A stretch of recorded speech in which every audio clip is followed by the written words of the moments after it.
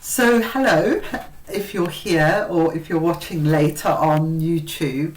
I think this is the third or fourth one I'm doing that I've called Sacred Love, the Aquarian Codes. And we're going to be doing a really weird and wonderful combination of deities today. One is Gukan, whose name I've shortened, who is a San African goddess, and the other one is Altjira, who is Australian Aboriginal god, and they're both creator deities. They've been traveling together for some time in Gemini, in Gene Key 45, so we're going to be looking at that in a bit. But earlier on in the week, I had, well, actually maybe even longer ago, some of you here, we're doing this daily practice on Soul Tribe called Sudarshan Chakra Kriya, where it's all around the solar plexus. And one of the days I have this image of kangaroo from the dream arc on my altar just in front of me here. And I suddenly found myself in this Aboriginal landscape with these song lines going out. So I wanted to begin today just taking us on a bit of a attunement, a journey into this kind of energy and how I feel it's actually right here for us. So rather than these being remote people and even almost extinct people, in the case of the San on the other side of the world, that we actually have some element of them with us right here and right now. So let's take a deep breath in through the nose, out through the mouth.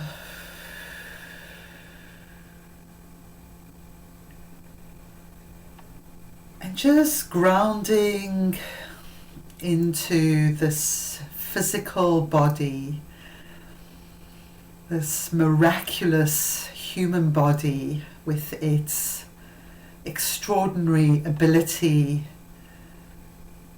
of different levels of consciousness, of multidimensional experience, of quantum leaping.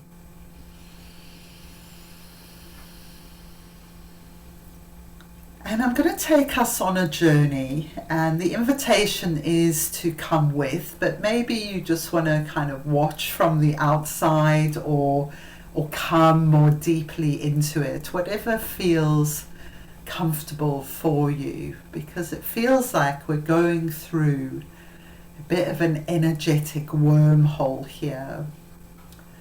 So let's hold also that if we're here now, if we're doing this in the future, that we're really held, we're fully connected with our physical body and this incarnation as we go on this journey, but also able to expand into these other dimensions.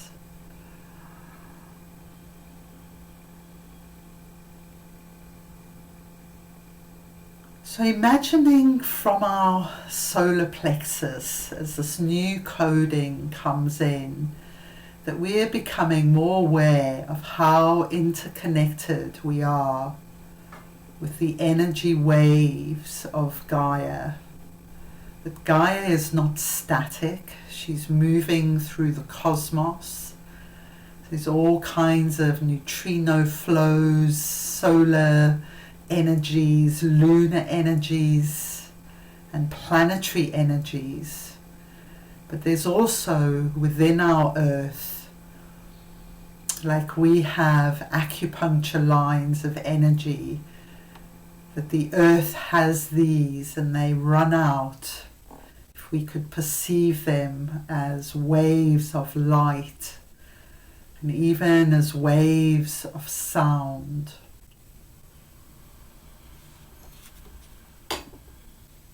The Aboriginal people call these songlines, And I perceive that they have a sound to them as well.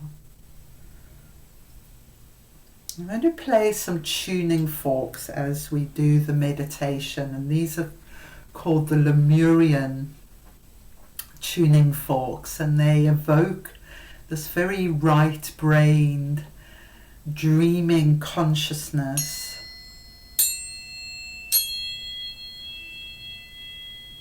That we find with the Aboriginals of Australia and the San of Southern Africa. This way of really seeing the interconnectedness of all things.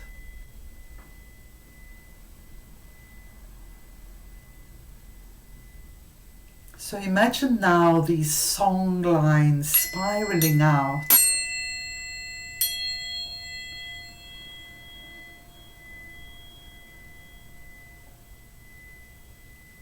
And within this landscape we find Kun, who often appears as an aardvark or an anteater. A strange creature. Kun has a warrior nature, and yet the anteater is very passive. And it only comes out at night. It's a nocturnal animal.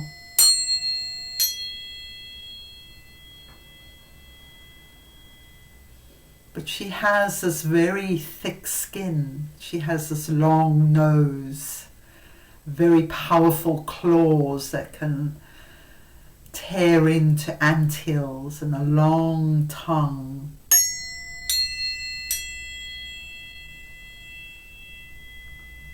So let's just spend a moment being with Kun. Perhaps you see her as a young woman, an old woman, an anteater, this very ancient creator goddess.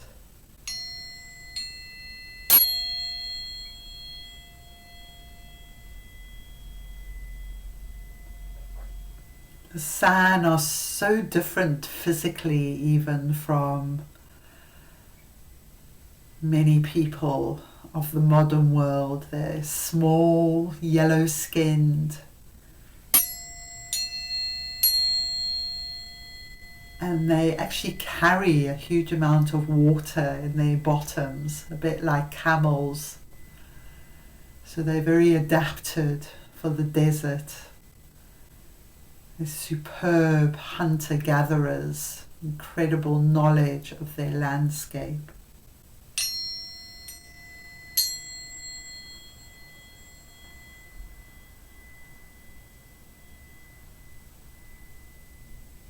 And then we perceive also in this landscape Altjira, who is an Aboriginal creator god from Central Australia.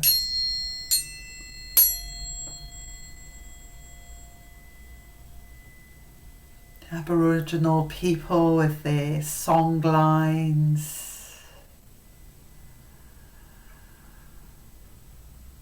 the stillness, also this incredible connection into the plants, the animals, the reading of signs and information in nature. The primordial shamans.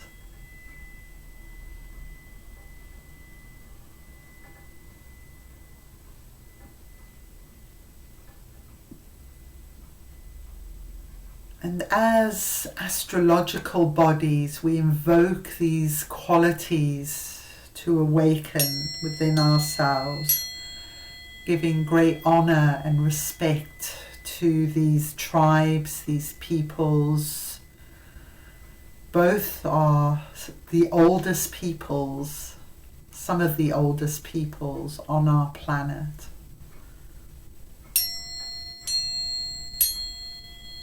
And they hold an incredible wisdom that we are returning to, we are remembering within our human DNA.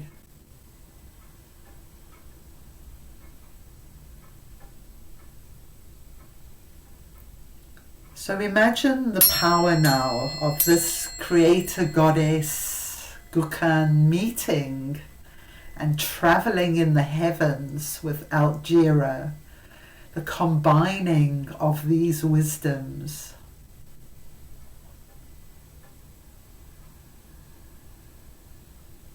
And right now they're traveling in the 45th gene key, that synergy of connection and the communion of all of nature with humanity.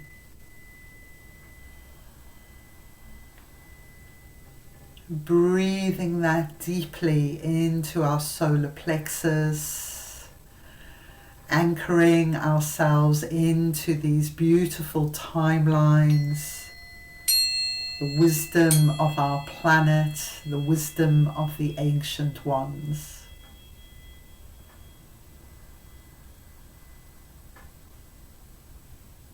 To fire our imaginations,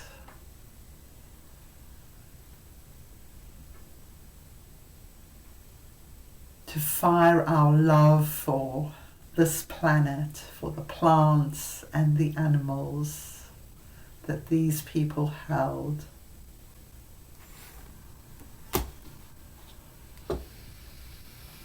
And I want us to finish our attunement by actually creating a little sound cloud ourselves behind your mic.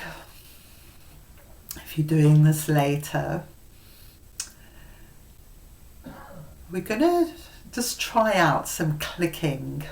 The San language is one of the most advanced languages in the world in terms of how many sounds it has. And a lot of these sounds are clicks. And imagine the San as hunter-gatherers moving through the landscape. So for them to be invisible, to be at one with nature, to not disturb anything, to not interfere, this was such an important part of their development. And so they have a lot of these clicking sounds, sound quite animal-like. So just try out for yourself some clicking sounds. Your mouth can make many actually, but as you're not practiced properly in it, it may feel a bit strange at first.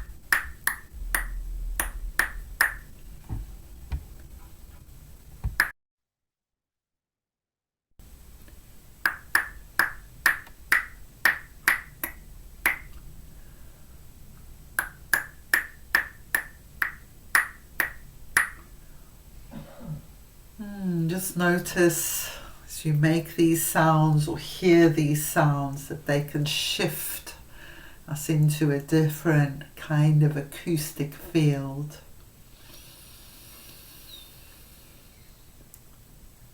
So I invite you to go away and play with that as well. Play with the clicking sounds, maybe trying to make the sounds of birds and nature, of water. And just imagine expanding your vocabulary, not through words, but through sounds, as the San did, in their natural evolution. They created this incredible language. One of the things they can do is hypnotize bees. So they just sing a song, a special song for the bees, and then they take a bit of honey and wear only what they need. And so there's these sounds and songs have an incredible role to play. Okay, so that's lovely. So hopefully we're all kind of in a nice chilled out mood now. Before I jump into my presentation, I just want to say, like, I had so much healing from Sedna last week. The next day I actually went into a really angry kind of but I just went out and I sat with this feeling of anger, and in the evening I was in a call I do with a group of women, and when I told them about it, they just asked if they could hold me in the anger. And it was amazing how it transmuted and this understanding came, that it was a collective anger about our gifts that haven't been seen and acknowledged, and like so many gifts in the world not reaching their potential. That was what this anger was about. And it kind of it continued spiraling through the week, and I walked in a labyrinth, and I went on a retreat, and I went to a Songs of Peace thing. So many beautiful things happened this week, actually. Feels like one of the most amazing weeks ever in the history of my life. So yeah, I just wanted to share that, and we're going to connect back into Sedna today, because actually where these two were discovered is where Sedna is in that late part of Taurus that we talked about last week. So if you're watching this, you can go back on my YouTube channel and watch that class on Sedna. But let's I'm going to begin my presentation on these two now, some of which I've said in the meditation.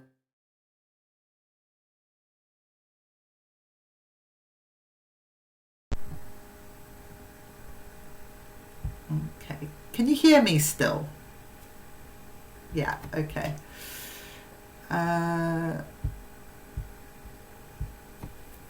Screen is blank. Yeah. Just give me a moment. Let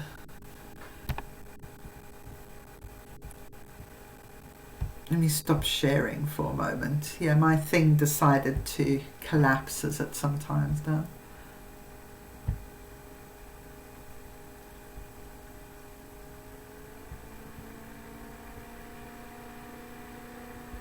Okay, so I've called this Strumming the Songlines because I had this lovely vision, basically, of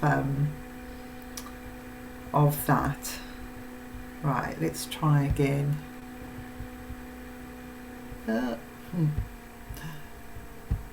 Difficult today.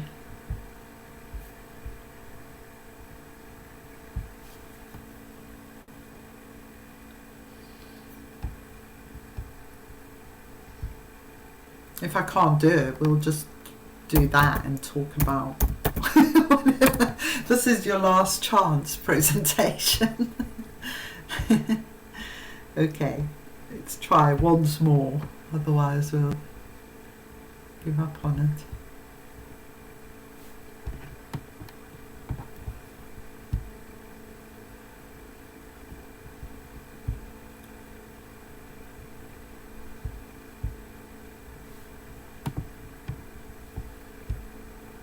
Okay, hopefully it's going to work now. Here we go. Okay, here we go. So, Strumming the Songlines with Altjira and Kun. So we're going to be talking about gene keys, we're going to be talking about some dream arc animals, the kangaroo and the anteater isn't in the dream arc, but the armadillo is, which is a similar creature. Okay, so let me tell you a little bit about these bodies. So both of them are right out past Pluto. They've got very long orbits. So Altjira is 293 years, so they're taking a long time to go around the sun, and therefore they spend a lot of time in one part of the zodiac. So at least for the last 2 years, these two have been in gene key 45, which is one of the Gemini gene keys. Okay, so I kind of had this in mind to do, and then sometimes I feel like, oh, this is why we're doing this right now. Because where Altjira was discovered on the 20th of October 2001 is at 23 degrees Taurus. And so this is gene key 23, which we've been talking about quite a lot, because the Uranus-Jupiter conjunction coming up on the 21st of April that's at 21 degrees Taurus, but it's in gene key 23. I'm coming.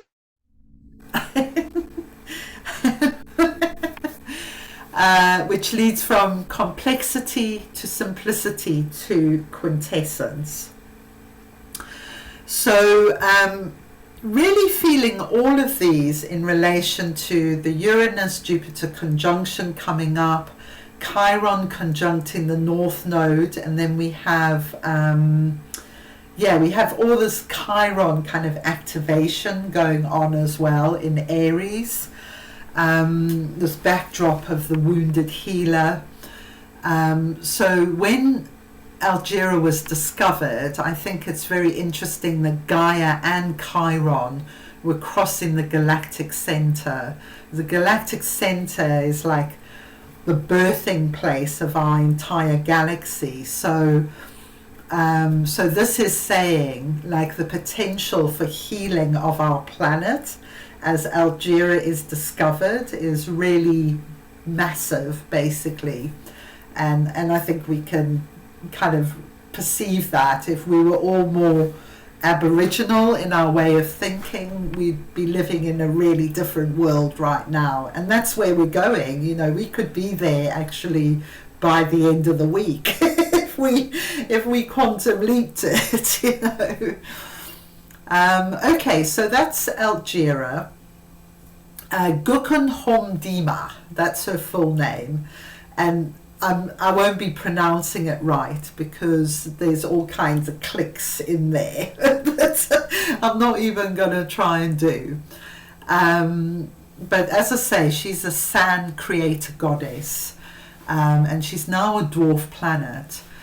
So if you've never seen the San people of southern Africa, they live in the Kalahari Desert. I actually, because I'm from South Africa, I got really interested in them and I've studied them quite in depth actually.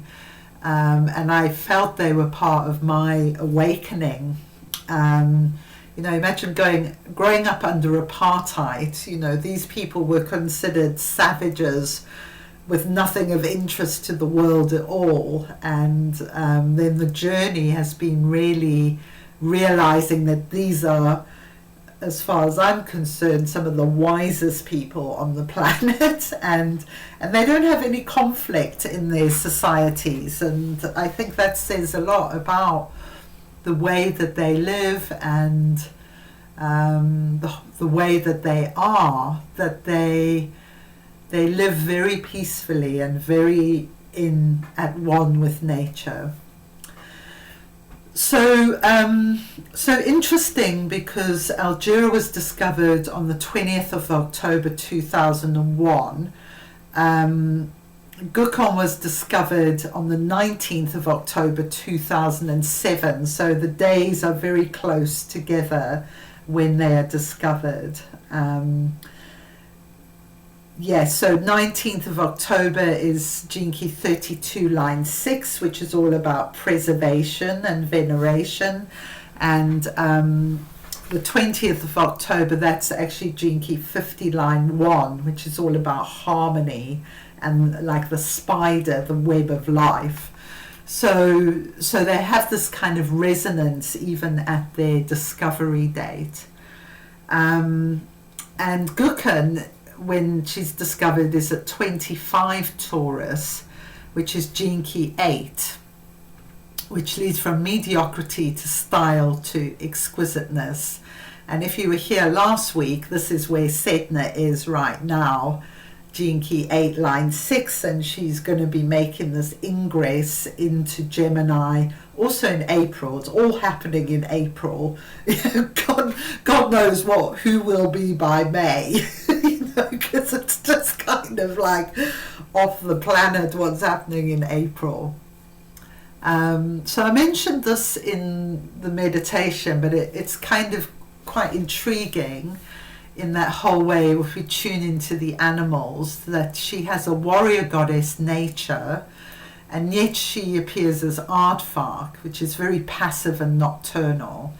Yet it's, the ants, the African ants are very dangerous. They can kill like a human. So she thrives in this dangerous environment, but she's got exactly the right tools for the job. And I think there's something that I like about the precision of Kun. It's like, yes, she's a warrior, but she's going to use strategy and precision to fight this fight. She's not going to kind of, send in the tanks. She's more of a strategist, I feel, and maybe like the assassin who comes in the night or something more like that. Okay, so I coloured this in. This is from Kelly Hunter, who's an astrologer who's really into these trans-Neptunian objects, and she created a colouring book.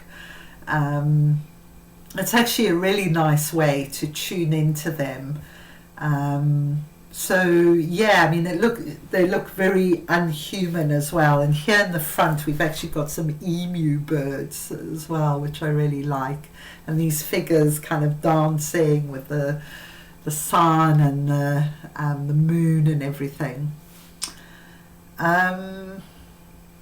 Okay, I'll say more about these later. Okay, so one thing I wanted to say is about, like, in the rock art, I don't know much about Aboriginal rock art, but in sand rock art, the shamans look really interesting. They're usually very long and tall. And here, this is a sort of depiction of a shaman, because he's got these kind of things of the going out into the universe in this rainbow, like spiraling light. So it's almost showing like his consciousness is like, out there, like these antenna. Okay, so this is a neurographic piece of art I did, and it was when I first met my when we first got together, actually, and it was before I knew about Kun, actually, and I found out about her about 3 days later after I drew this. So it was really synchronistic, my first meeting. And what came to me is, this is my partner riding an anteater to the Isle of Iona, which is a really sacred site in Scotland. And I'm like, what the hell? Who is this? And then Kun appears, who is this, is connected with the anteater. So that's kind of, I got really sort of connected through this piece of art. So I thought I'd share it. And the anteater's got this lovely little heart on the end of its nose there, which is kind of cute. And I've called it Journey into the West. So in the Celtic, the West is like the place where the sun goes down. So it's a place of death and water in the Celtic traditions. Okay, so here's just some of the things just to bring it all together. So the Aboriginals have this concept of Didiri that I really love, which is a concept of stillness.